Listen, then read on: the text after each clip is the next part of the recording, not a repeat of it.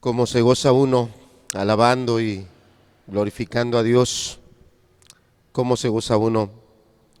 Yo espero que allá en casa, aunque tengo claro que las condiciones son diferentes, a una reunión en un auditorio, en un salón, a una reunión en casa, sé que hay diferencias en las condiciones, pero cómo espero y deseo que se hayan gozado, que en este tiempo de alabanza los cantos hayan expresado su propia vivencia, su propio gozo, su propia gratitud, pero que también hayan expresado una comunión real con Dios, una comunión genuina, muy intensa con Dios.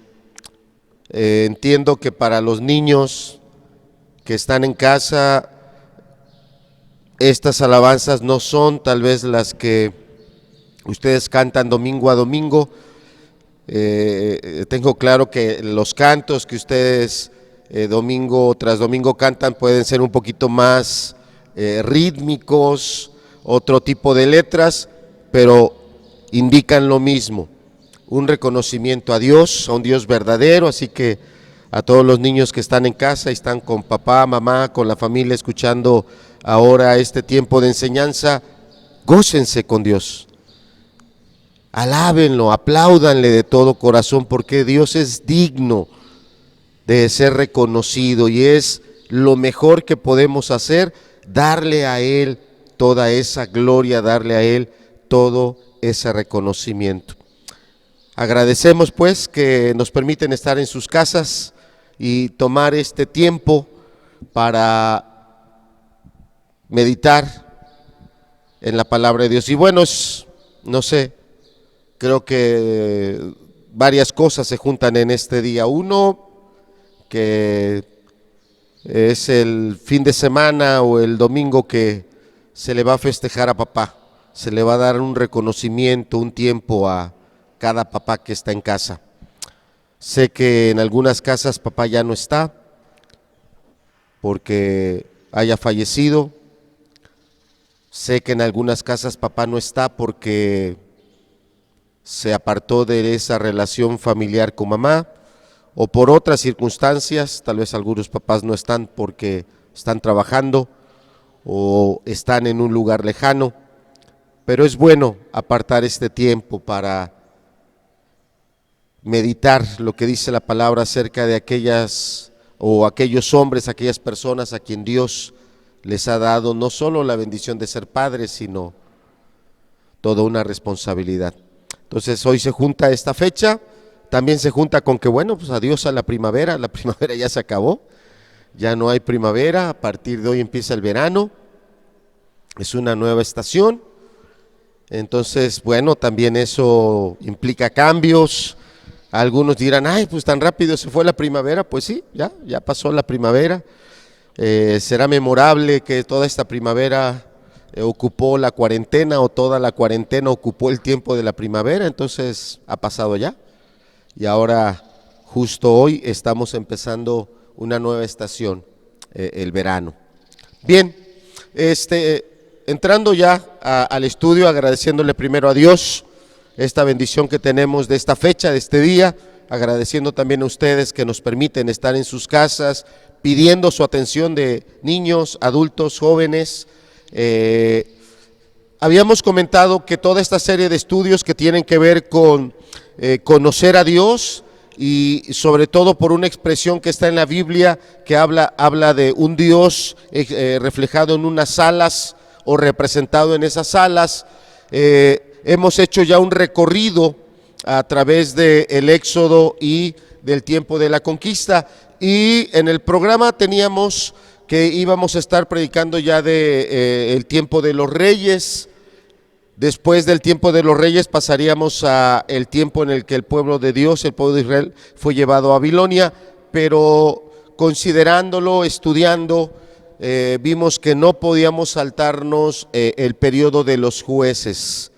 Es un tiempo en el que ese tiempo dejó una marca, o hubo una marca que ha quedado ahí en la Biblia, en la Escritura, y que es muy importante dado el tiempo que estamos viviendo y las fechas que estamos celebrando, es muy importante no brincarnos esta etapa en el pueblo de Dios. Entonces, ahí en la diapositiva está una imagen de un juez sentado obviamente ahí en su o a un lado de su escritorio. La fotografía nos alcanza un poco a mostrar que ellos usan una túnica, una vestimenta muy particular, y es muy emblemático ese martillo que usa el juez, y así se llama, martillo de juez.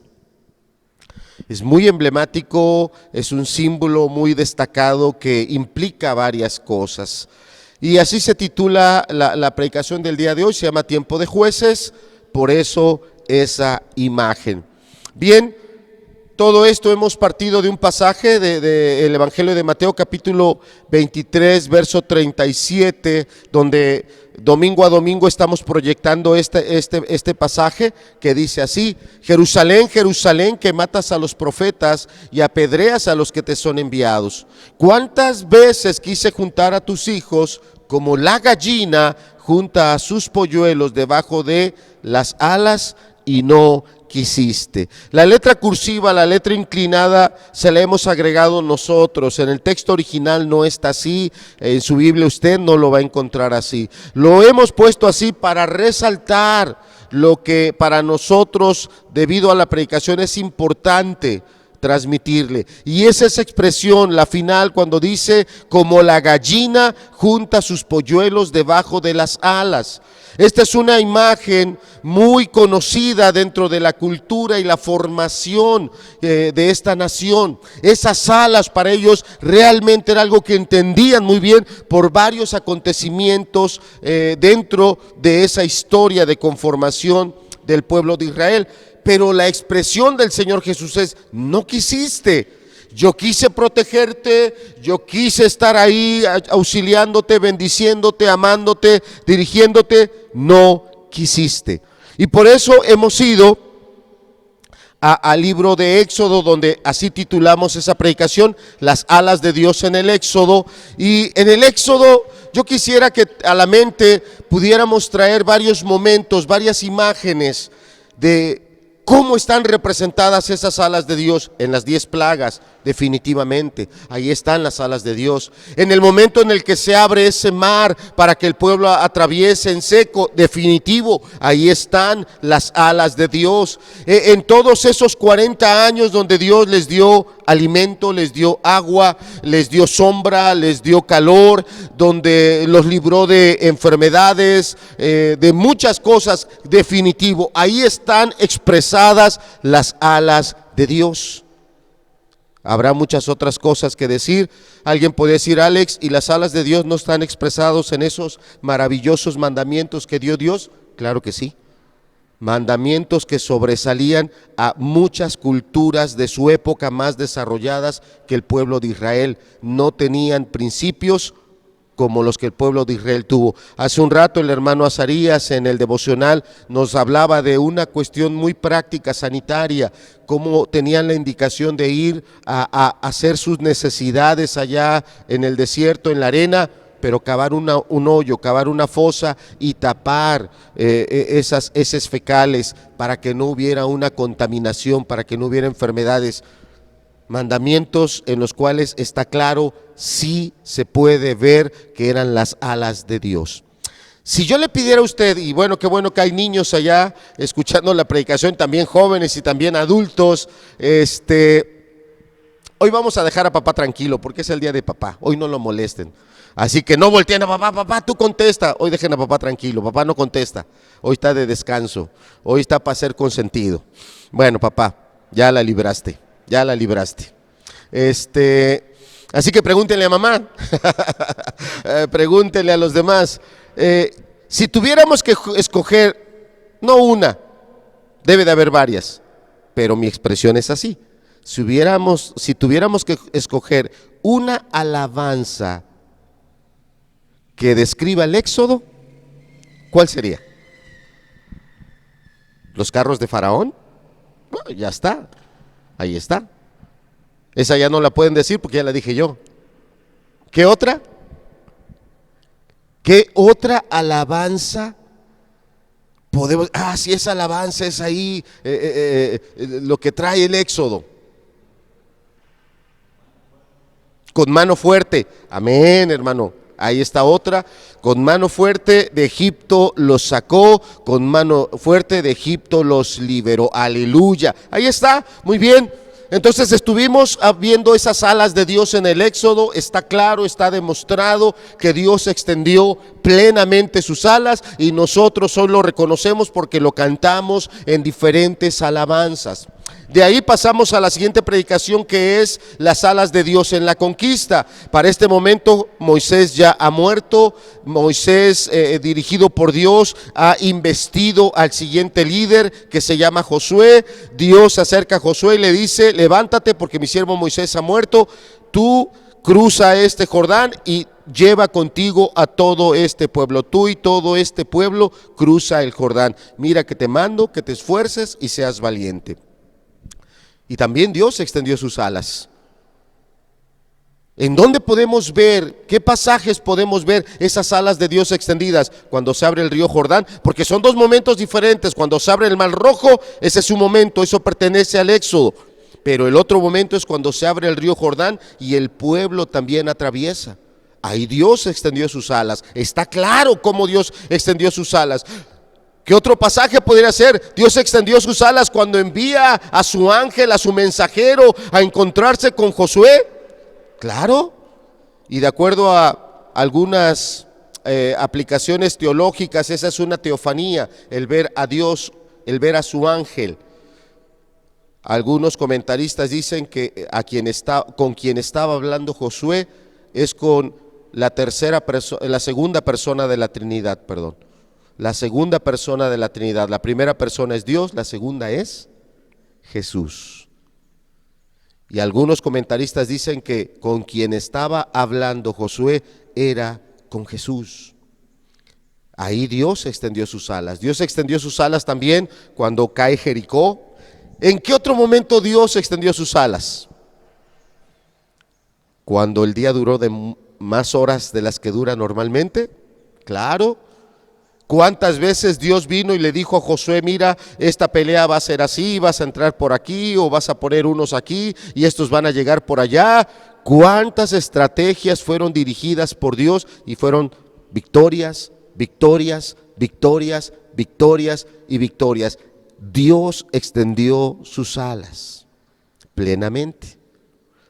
Hagamos lo mismo que hicimos hace rato. Si yo tuviese que pedirte que me dijeras un canto que represente el tiempo de la conquista, ¿cuál sería? Ese que dice: sol detente en Gabaón. Sería uno, ¿no? Ese es de la conquista. ¿Qué otro? Los muros caen, se derrumba la fortaleza. ¿Cuántos cantos nos están expresando esas alas extendidas de Dios? Ese Dios que mostró todo su poder, todo su favor. Eso fue lo que vimos en esas dos predicaciones. Y bueno, ahí está una diapositiva ahora donde se ve toda la tierra conquistada. Es importante para mí ir recalcando algunas fechas. Recuérdalas, por favor. Si alguien está anotando, por favor, anótalas. Año de la salida del pueblo de Dios de Egipto, el año 1445 antes de Cristo. Año en el que el pueblo de Israel entra para conquistar la tierra prometida, réstale 40 años. Si salió en el 1445 y ya pasaron 40 años en el desierto, ahora estamos en el año 1405 antes de Cristo. Se calcula, sobre todo por la fecha de la edad que se da en la que murió Josué, que muere de 110 años, que la conquista duró más o menos 30 años. Entonces, esa diapositiva que tienes ahí donde están los nombres de todas las tribus, la de Neftalí, la de Manasés, la de Judá, la de Simeón, en fin, los nombres de todos estos hijos de Jacob que recibieron su herencia, bueno, duró un periodo de 30 años. más o menos.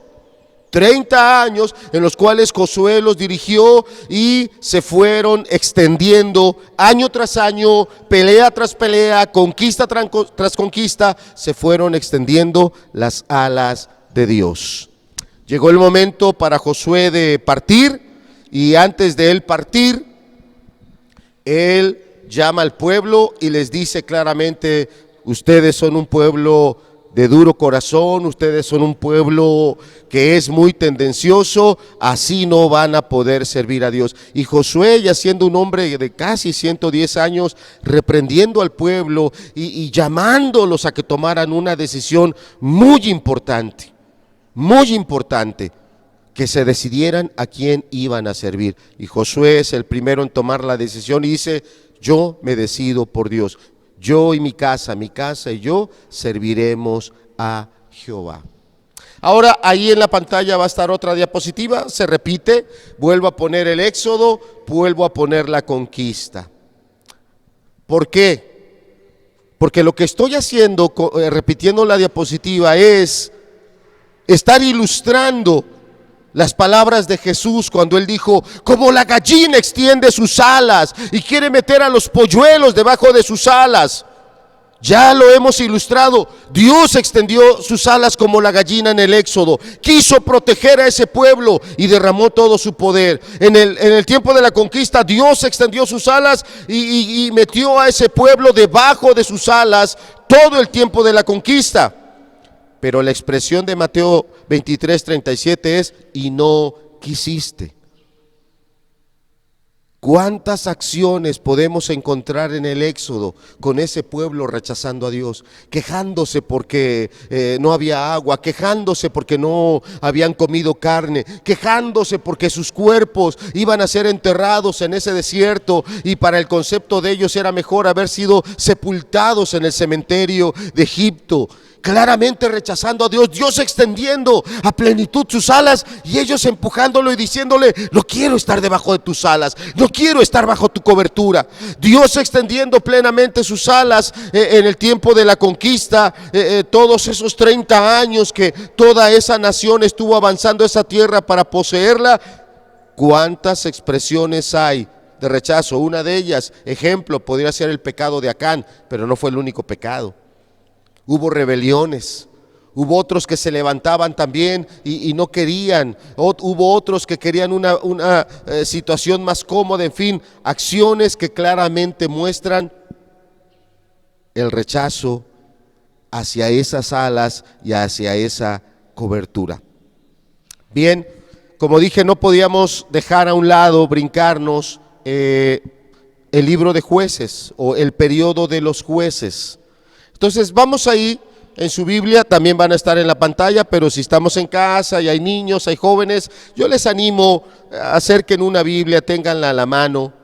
Va a haber cosas muy importantes que Dios nos va a estar hablando a todos. Hace un momento le mandé un mensaje a un grupo de jóvenes y les dije: muchachos, la enseñanza es para ustedes, y sí, va a ser para los muchachos, va a ser para los niños, y claro, sobre todo, la enseñanza está dirigida a los líderes, a los varones, a papá que está en casa. Si ya no está papá y hay alguien más varón en la casa, un hijo, alguien más, este mensaje es para ti. Bueno, cada una de mis diapositivas trae una imagen ahí en el fondo. En cada predicación siempre he buscado que haya una imagen que esté teniendo la idea de la enseñanza. En las anteriores eran esas alas, en la primera. En el Éxodo era un águila, esas alas de Dios extendidas. En la conquista eran las murallas de Jericó derribadas, que nos hablan de un Dios que cumple sus promesas.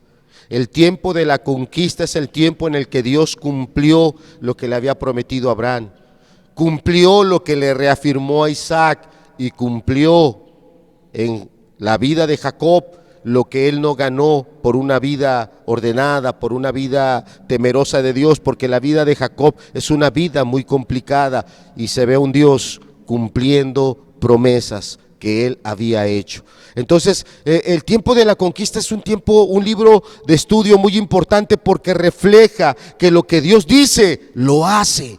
que lo que Él ya ha dejado como un pacto, Él lo va a cumplir de manera indeleble. Él no se va a echar para atrás. Entonces es un libro de lectura muy importante, pero ahora en el libro de Jueces vamos a ver cuántas cosas cambiaron. Entonces vamos al libro de Jueces capítulo 2 a partir del verso 16. Entonces va a estar la imagen de ese martillo de juez, que es muy emblemático, es sumamente interesante ese martillo. Entonces, libro de los Jueces, en el capítulo 2, y vamos a estar leyendo a partir del verso número 16, si no me equivoco va a ser hasta el verso número 19. Dice así: y Jehová levantó jueces que los librasen de mano de los que les despojaban. Verso 17. Pero tampoco oyeron a sus jueces, sino que fueron tras dioses ajenos a los cuales adoraron. Se apartaron pronto del camino en que anduvieron sus padres, obedeciendo a los mandamientos de Jehová. O sea, los padres anduvieron en los mandamientos de Jehová. Los padres obedecieron a los mandamientos. Pero esta nueva generación dice, ellos no hicieron así. Verso 18.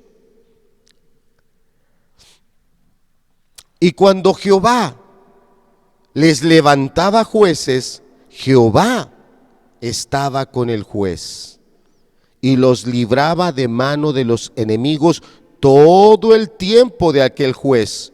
Porque Jehová, fíjese qué versículo tan hermoso, porque Jehová era movido a misericordia por sus gemidos, a causa de los que los oprimían y afligían. Verso 19.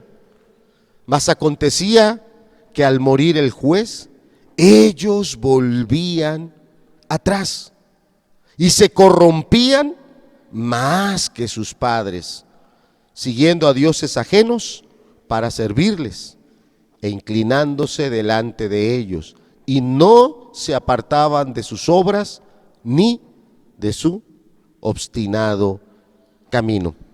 Ayúdenme, hermanos, pónganos la siguiente diapositiva ahí en la transmisión, por favor.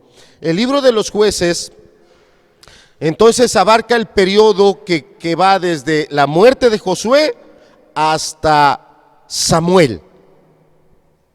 Es el periodo de historia, de tiempo que cubre este libro tan interesante, el libro de Jueces. Entonces, ahí en su pantalla usted está viendo el nombre de Josué y una flecha que apunta ahora hacia Samuel. Y es el tiempo que abarca este libro, personaje tras personaje. En todo este libro hay 15 jueces.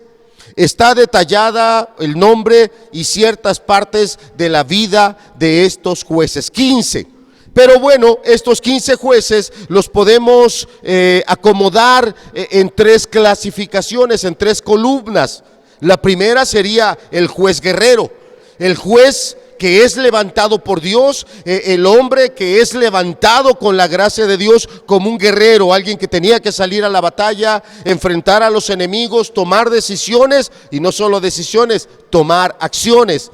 Hay varios ejemplos de juez guerrero. Seguramente el primero que nos viene a la mente es Sansón, pero no fue el único. Hay otros más que también hicieron guerras. Jefté, Débora y Barak también salieron a la guerra. Hay muchos otros que hicieron guerra. Entonces, en la mente usted vaya, ahorita si están los niños ahí en casa, pues vayan haciendo un ejercicio. A ver, juez guerrero. Bueno, ya dijimos unos, ¿verdad? Sansón, Débora y Barak, Jefté. Hay otros más. Habría que ir al libro de Jueces y empezar a ver, bueno, sí es cierto, ellos fueron jueces y fueron guerreros. El término juez quiere decir alguien que imparte justicia, alguien que trae paz, alguien que trae orden, alguien que juzga situaciones y conflictos. Es lo que podemos entender por juez. Entonces el término juez se le da a ese hombre que Dios levantó, a ese personaje que Dios levantó. Y bueno, si vamos al hebreo, a algunos no les va a gustar la palabra la traducción al español de la palabra en hebreo.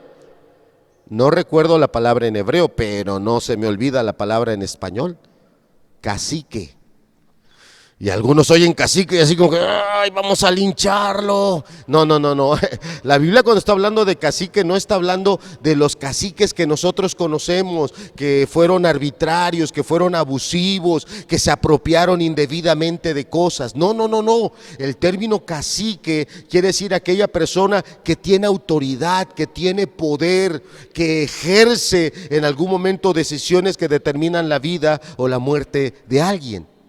Entonces, es a lo que quiere decir el término juez.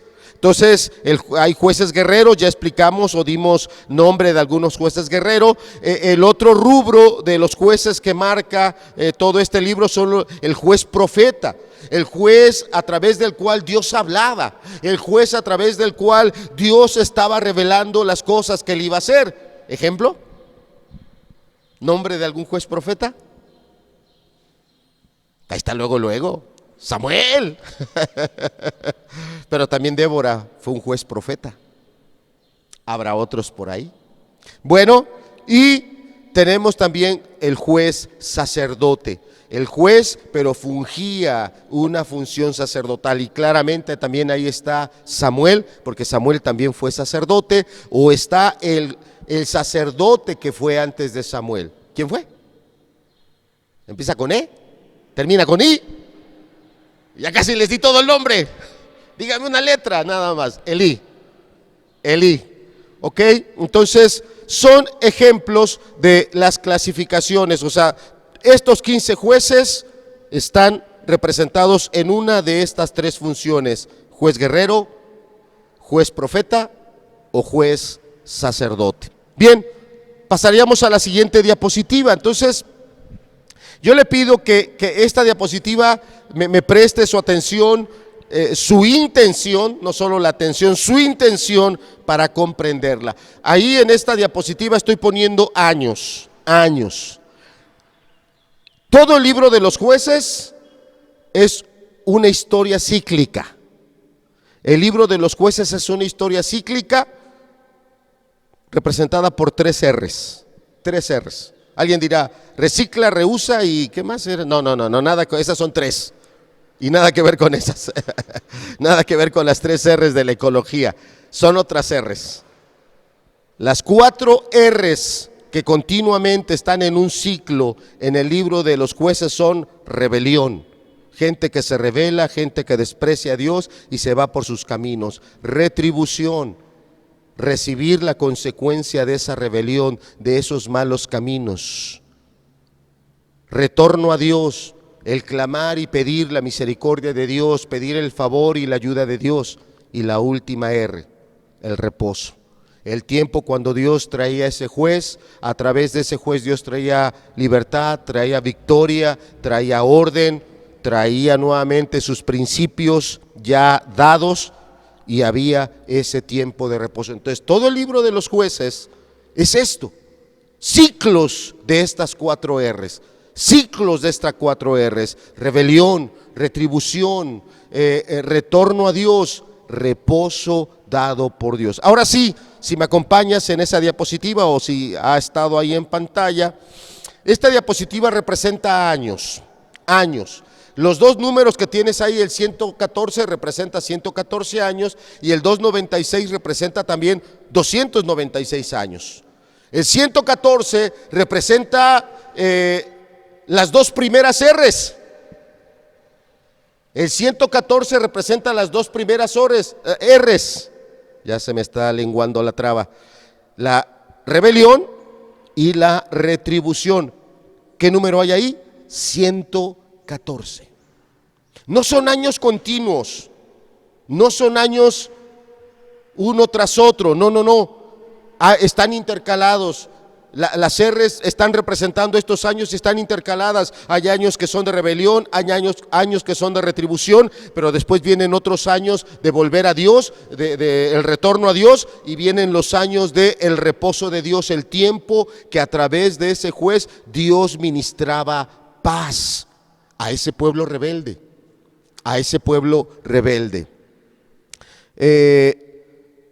Este libro A mí me gusta muchísimo el manual bíblico homilético, lo he estado leyendo estos días una y otra vez, una y otra vez.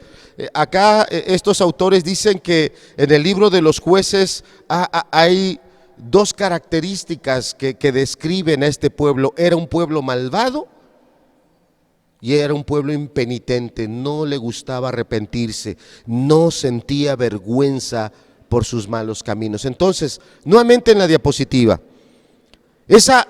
esos 114 arriba dice opresión.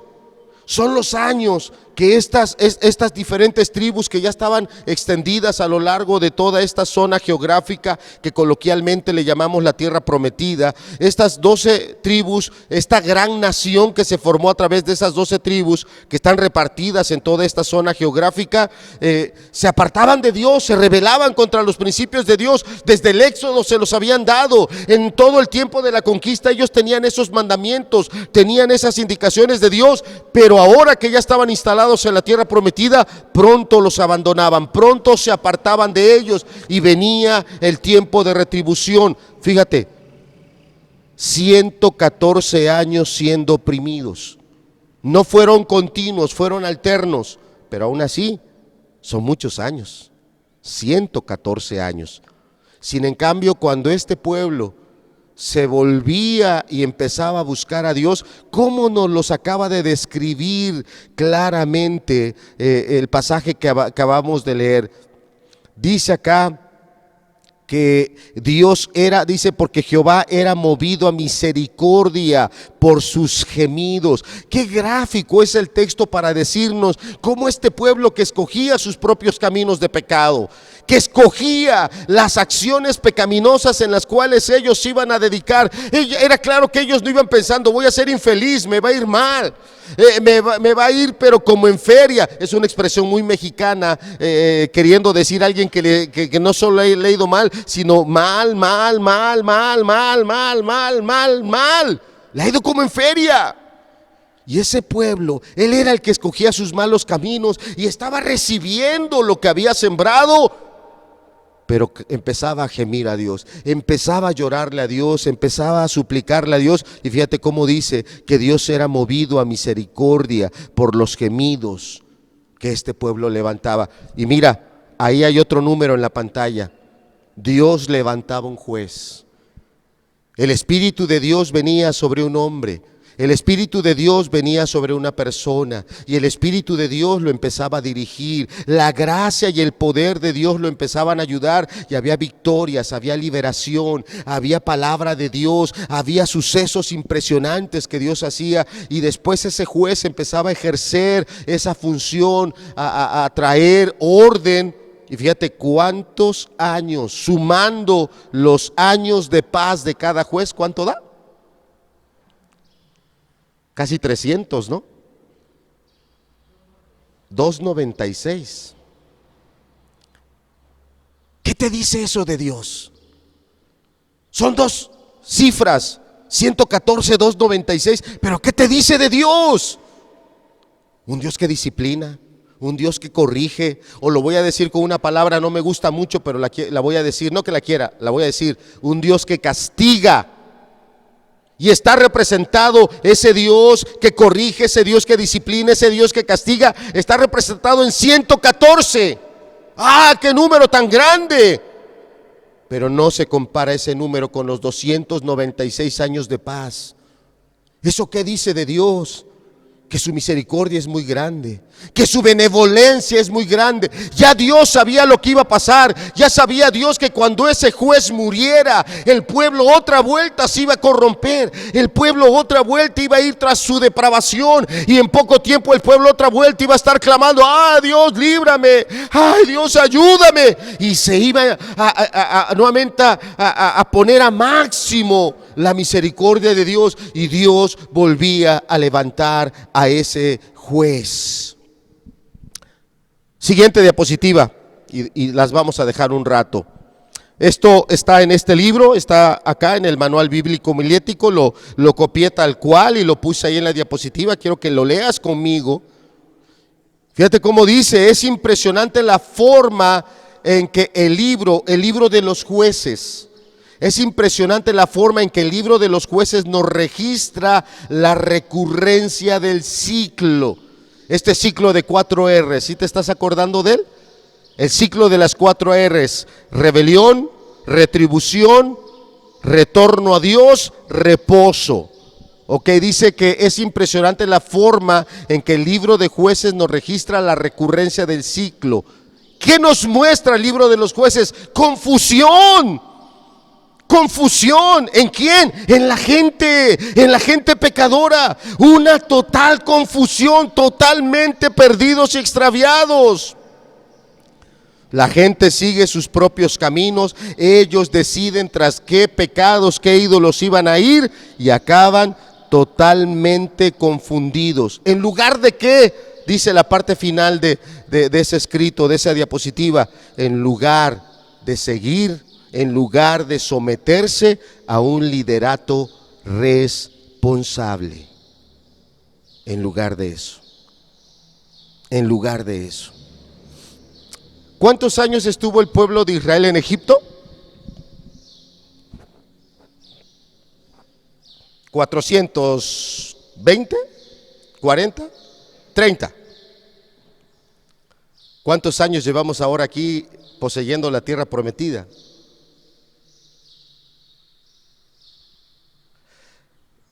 Estos números que estamos dando no son años consecutivos uno tras otro, porque algunos jueces, un juez estaba en un lugar y al mismo tiempo había otro juez en otro lugar, y el término que aplica este autor dice que eran coetáneos. Coetáneo quiere decir que eran simultáneos. Entonces los años de paz no son años consecutivos, sino son años alternos, y algunos en un lugar había paz, al mismo tiempo que en otra de las tribus también había paz.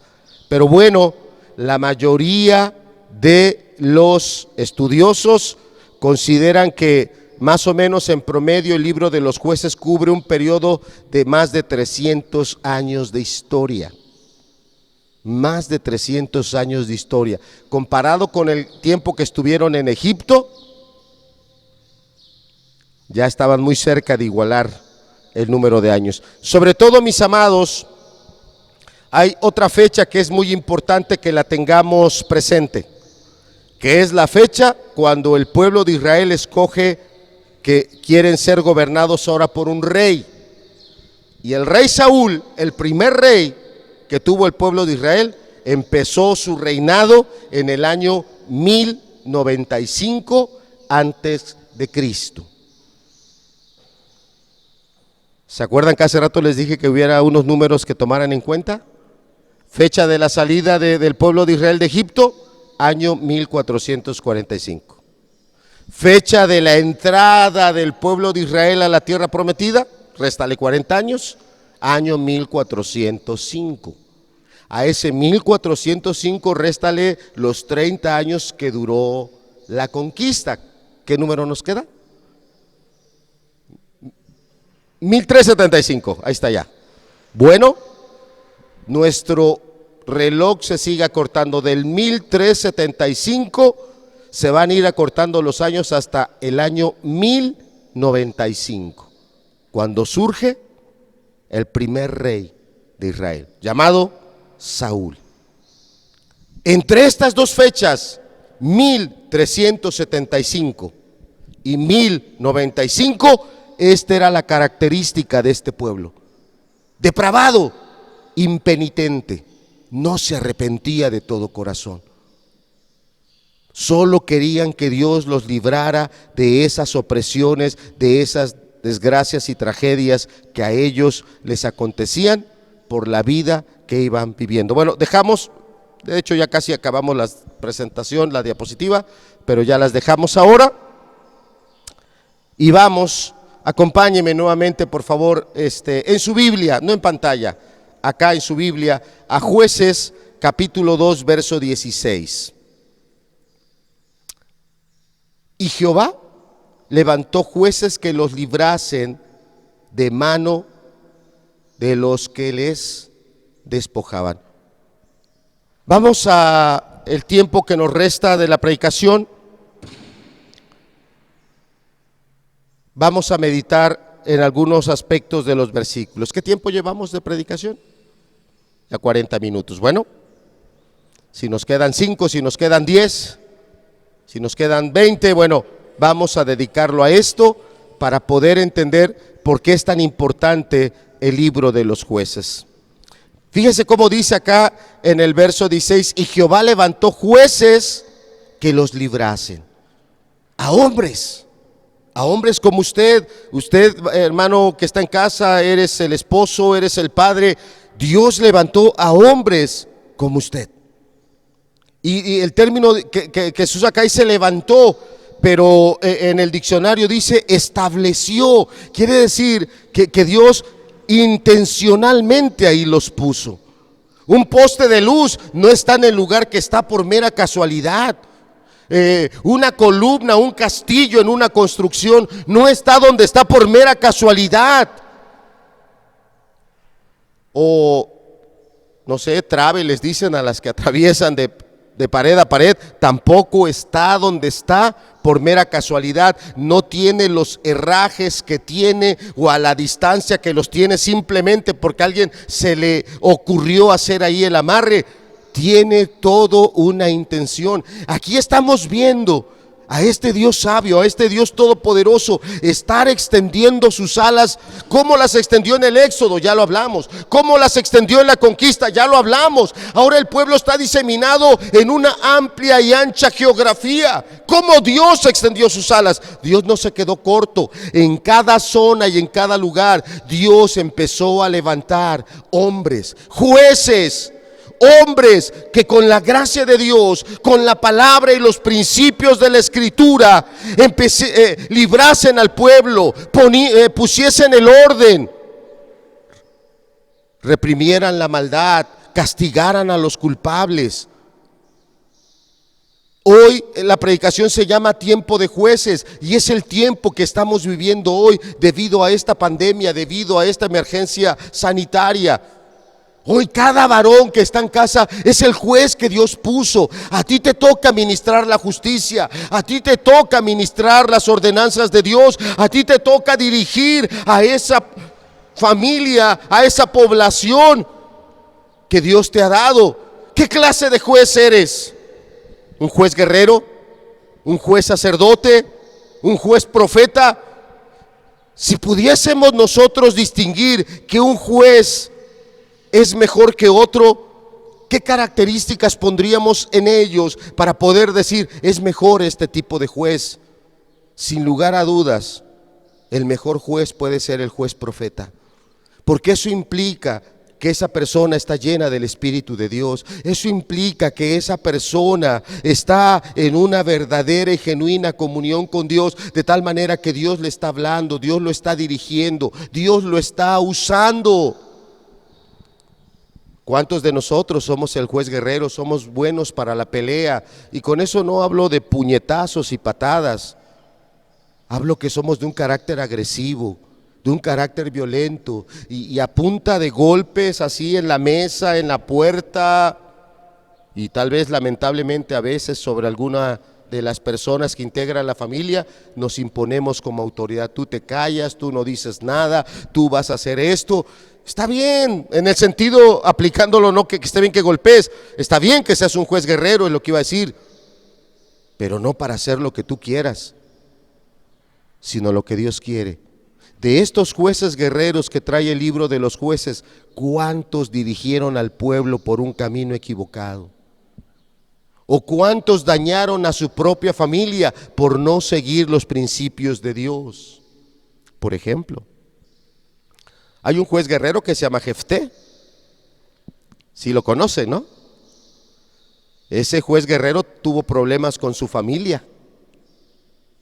Sus hermanos lo despreciaban, su familia lo rechazaba, y se apartó de su familia y empezó a vivir allá aparte.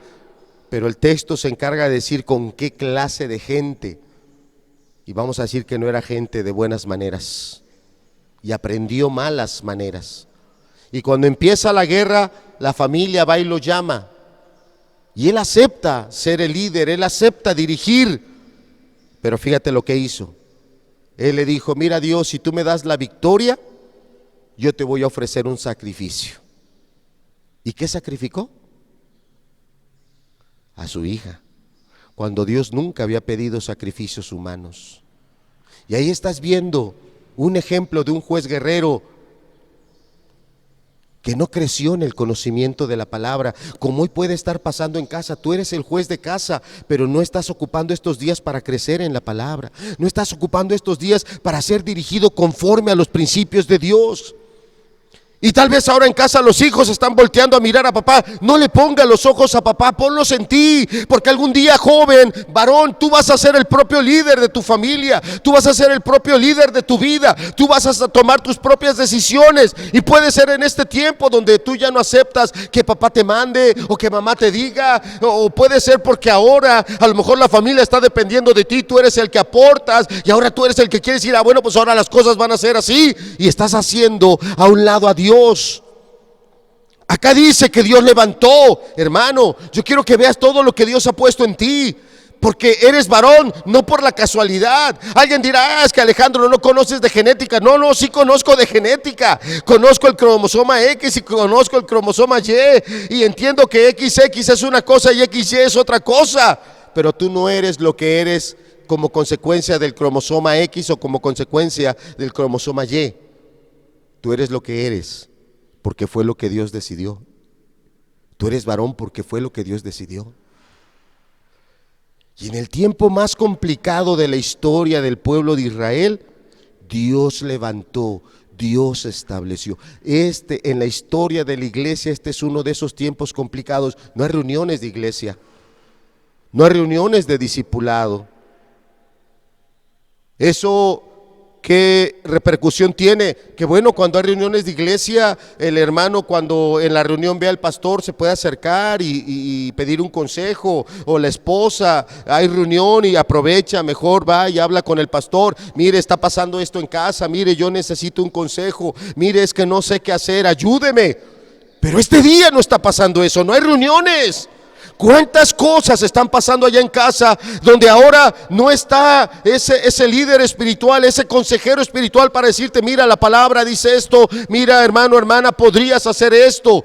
No, es el que está en casa, el juez que está en casa es el que tiene que estarse levantando. Eres tú, hermano, eres tú, hermano.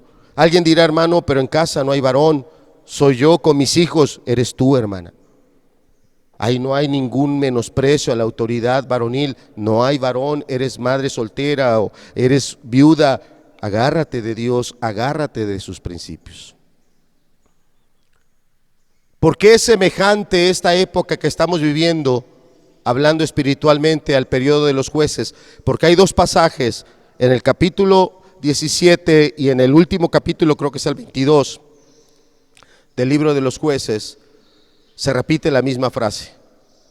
En aquel tiempo no había rey en Israel y cada quien hacía lo que bien le parecía. Fueron no uno, ni dos, ni tres, ni 50, ni 100, ni tampoco fueron 200 años. Fueron muchos más años, no todos consecutivos, pero donde continuamente eran años de locura, o cíclicamente eran años de locura. La gente se desbocaba, la gente se destrampaba, cada quien hacía lo que le parecía. Uno pensaba que la inmoralidad era el camino, se dedicaba a la inmoralidad. Otro pensaba que era la idolatría, se dedicaba a la idolatría. Otro pensaba que era la rebelión, se rebelaba contra todos. Cada uno hacía lo que bien le parecía. Recuerda las 4 R's, el tiempo de la rebelión. Pero después venía el tiempo de la retribución, donde empezaban a cosechar todas las calamidades. Esos pecados que ellos escogieron, esas maldades tras de las que ellos fueron, no los hicieron felices, los hicieron gemir. Así lo dice claramente en el verso 18. Dice, porque Jehová era movido a misericordia por sus gemidos. Tal vez, amado joven, amada persona adulta que estás allá en casa, no estás gimiendo. Tal vez ahorita estás pensando, no, esto es lo mejor, me está yendo re bien, yo estoy haciendo lo que yo quiera, ya nadie me puede decir nada. Dios ha levantado jueces A lo mejor lamentablemente tú no lo quieres oír. Fíjate lo que dice el verso 17, si estás conmigo, dice el verso 17, pero tampoco oyeron a sus jueces. No oyeron a Dios. ¿Cómo estaba hablando Dios? Dios estaba hablando a través de levantar jueces. Tienes un padre, Dios te lo dio. Tienes hoy en casa un padre, Dios te lo dio, Dios lo levantó. Hermano varón que estás en casa, mira hacia ti mismo y pregúntate: ¿yo soy un hombre dirigido por Dios? ¿Yo soy un hombre que está bajo la influencia de Dios? ¿O soy un hombre que está bajo la influencia de mi propio carácter? ¿Soy un hombre que está bajo la influencia de mis humores? Si estoy de buen humor, todo el mundo está contento conmigo. Si estoy de mal humor, nadie quiere estar conmigo porque soy la peor persona. Tú no te estás levantando como Dios quiere que te levantes, y por eso es importante que en esta semana tú dedicaras un tiempo para meditar en el libro de los jueces. ¿Por qué? ¿Cuántos jueces tomaron acciones incorrectas? Ya hablé de Jefté, ese es uno. Pero ¿qué podríamos decir de Gedeón? ¿Qué fue lo incorrecto que Gedeón hizo?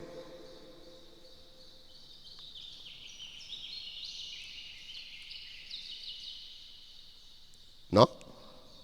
Por ahí hubo algo que él usó cuando él así como que lo hago, no lo hago, lo hago, no lo hago. A ver, Dios, si voy a poner este vellón de este animal acá, si todo amanece mojado y solo el vellón seco, entonces entiendo que tú quieres que yo lo haga. Todo mojado, el vellón seco. Ay, pero ¿qué tal si solo fue casualidad?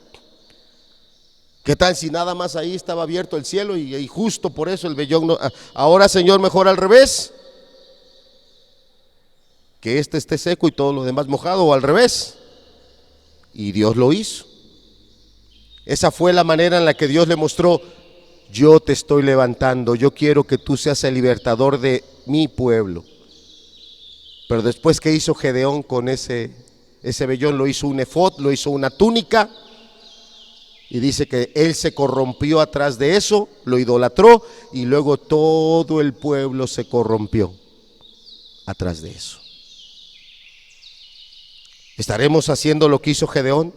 Idolatrando cosas que no debemos idolatrar, y toda nuestra familia va a ir atrás de eso, o todo el pueblo que Dios dio. El punto es, la aplicación del mensaje es: ¿qué clase de juez soy yo? ¿Qué clase de juez se está levantando en mi casa? ¿Ese juez sacerdote? ¿Ese juez profeta? Entendiendo que con algunas características alguno puede sobresalir del otro tipo de juez. Hoy termino con esto. Hoy es tiempo de jueces. Hoy es tiempo, cuando esta cuarentena termine y estas puertas se abran y todos volvamos a entrar.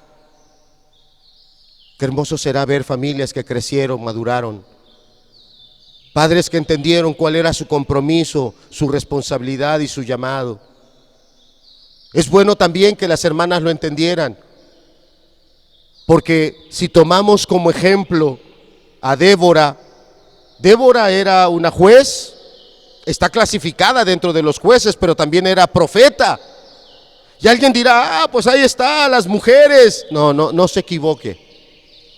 No que Dios menosprecie a la mujer para nada. El mismo precio que pagó Dios para limpiar los pecados del hombre, el mismo precio pagó Dios para pagar los pecados de la mujer, y es Jesucristo. Entonces, a manera o en el término de la redención, el hombre y la mujer tienen el mismo valor, pero en términos de las funciones de uno y las funciones de otro, Dios determinó que el hombre fungiera un rol, que el hombre tuviera responsabilidades diferentes de las que tiene la mujer, no porque uno valga más que otro. Y ahí podemos mirar hacia Débora.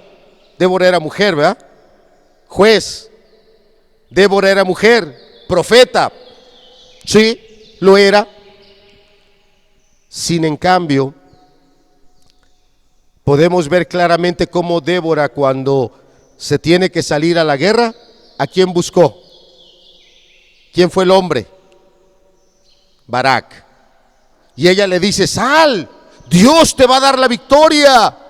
Pero el hombre, falto de carácter, falto de determinación para las cosas de Dios, falto de firmeza, semejante a como era Gedeón. A Gedeón le faltaba firmeza y el ángel le decía: mira, sal con esta tu fuerza. Y Gedeón incrédulo, Gedeón falto de carácter, queriendo hacer las cosas escondidas, queriéndolas hacer con otra estrategia, en lugar de dejarse guiar únicamente por Dios. Vemos a Barak también indeciso, falto. La victoria se consolida, pero el general principal del ejército enemigo es muerto por una mujer, y no fue por Débora. ¿Cómo se llamó la mujer que le clavó la estaca a ese general? Tiene un nombre muy bonito, a mí me gusta mucho ese nombre, y muy pocas veces lo he escuchado en mujeres. Jael, exactamente, Jael. Y bueno, ¿cuántas mujeres en casa están lidiando con eso? Con un hombre que no tiene el carácter, así venga a la iglesia. Con un hombre que no tiene la determinación, así esté en los grupos que esté en la iglesia. Con un hombre que a fuerza quiere estarse apoyando en la mujer. No, tú diles, no, tú hazlo, no, tú háblales, no, tú esto.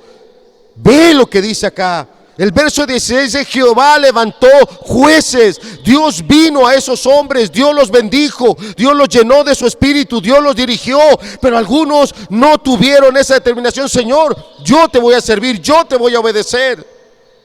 Por eso, el mejor juez que podemos ver en todo este trayecto de más de 300 años, definitivamente es Samuel. En varios aspectos, no voy a decir que al 100%, pero en varios aspectos Samuel fue el mejor juez. Sensible a Dios, diligente con sus palabras. Hay una expresión que dice que no dejaba caer a tierra, que no desperdiciaba, que no menospreciaba las palabras que Dios le hablaba. Hoy es tiempo de jueces. Hoy es tiempo de jueces, hermano. Ahora sí, si nos proyectas esta última diapositiva, hermano, ahí en la pantalla, es la primera y es la última.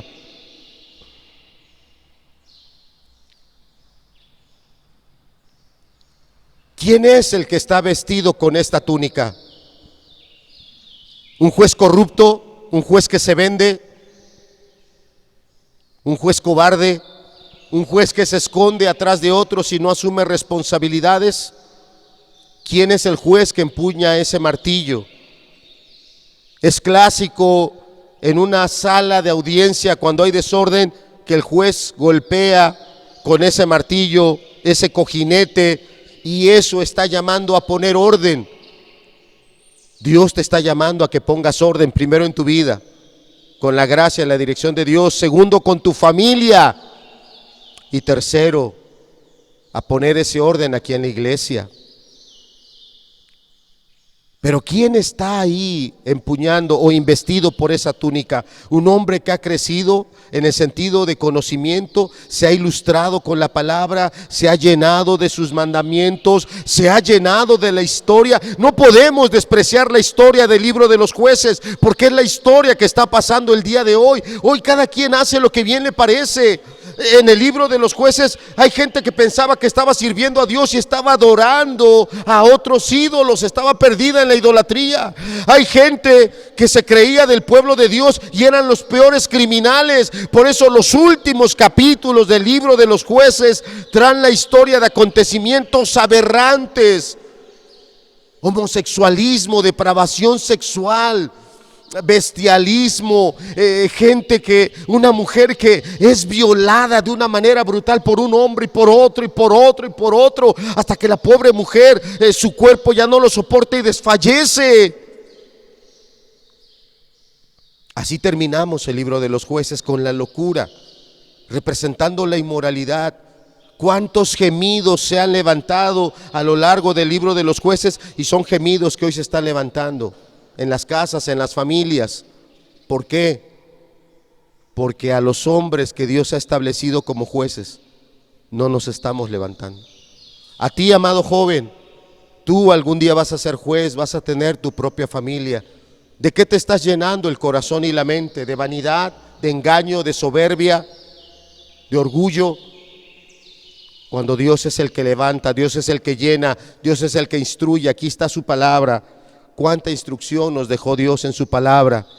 300 años y parecía que este pueblo no conocía la palabra, parecía que este pueblo no tenía mandamientos. Ya estaba el tabernáculo, habían abandonado a Dios. Ya estaba escrito los mandamientos de Dios, ya los habían abandonado, solo los practicaban por mero formalismo. Hoy es tiempo de jueces. ¿A qué juez vamos a celebrar hoy en casa? ¿Al juez corrupto? ¿Al juez que se vende? ¿Al juez que vende su favor al mejor postor? ¿Al juez que usa la fuerza y la violencia, golpes, gritos, amenazas, para que nadie le diga nada, nadie lo corrija? ¿Cuánto necesitan las casas ese juez profeta, ese juez sacerdote, ese juez que ministra a Dios, ese juez que esté hablando de parte de Dios en medio de estos tiempos? Tiempos donde cada quien está haciendo lo que bien le parece. Y en medio de esos tiempos, Dios levantó hombres. Yo no dudo que en estos días Dios está levantando hogares, hogares donde Dios está siendo glorificado. Yo no dudo que en estos días hay hogares donde Dios está ganando victorias, victorias por hermanos, hermanas que están siendo humildes, que aún en medio de la escasez su corazón sigue agradecido, que aún en medio de la dificultad se mantienen firmes en los principios de Dios. Hoy es tiempo de jueces. Vamos a cerrar nuestros ojos y vamos a terminar con una oración. Si va a haber una celebración en casa, adelante. Yo solo te pido que no por la celebración olvidemos la palabra. Tú que tienes en la mano esa fotografía, es un juez empuñando un martillo. Ese martillo implica conocimiento, sabiduría, prudencia, justicia. ¿Cuántos lo que tenemos es una espada, una pistola, un arma punzocortante que cualquiera lo daña, lo lastima, lo despedaza?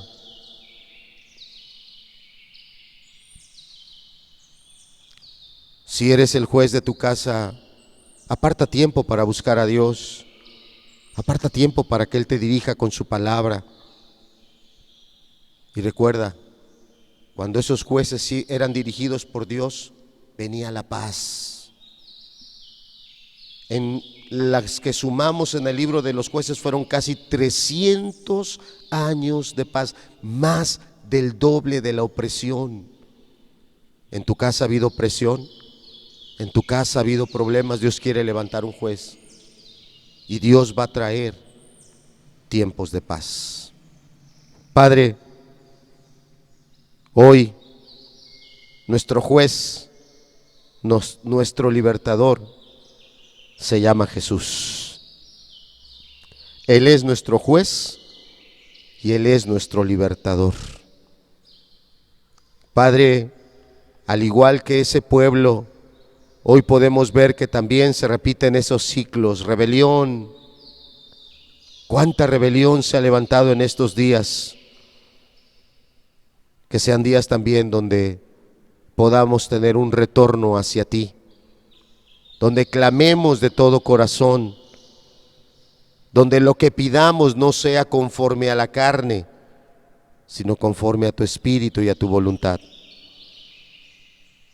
Levanta en estos días, levanta esposos que se vuelvan jueces sabios, jueces que te representen a ti. A los que tenemos hijos, Señor, ayúdanos a educar y a levantar a nuestros hijos varones como hombres sabios, hombres prudentes, hombres que cuando les llegue su turno, cuando tú los llames, se levanten también a ejercer justicia, a usar su fuerza para buscarte primero a ti y después amar a su familia y no usen su fuerza para el pecado. A las hermanas que están solas, dirígelas, Señor.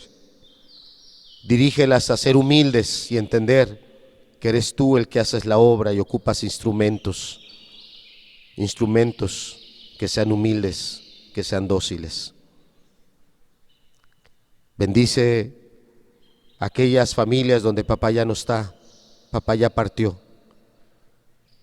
Y si papá dejó un testimonio, que ese testimonio tuyo quede indeleble y se forje también en el corazón de los que quedan en casa.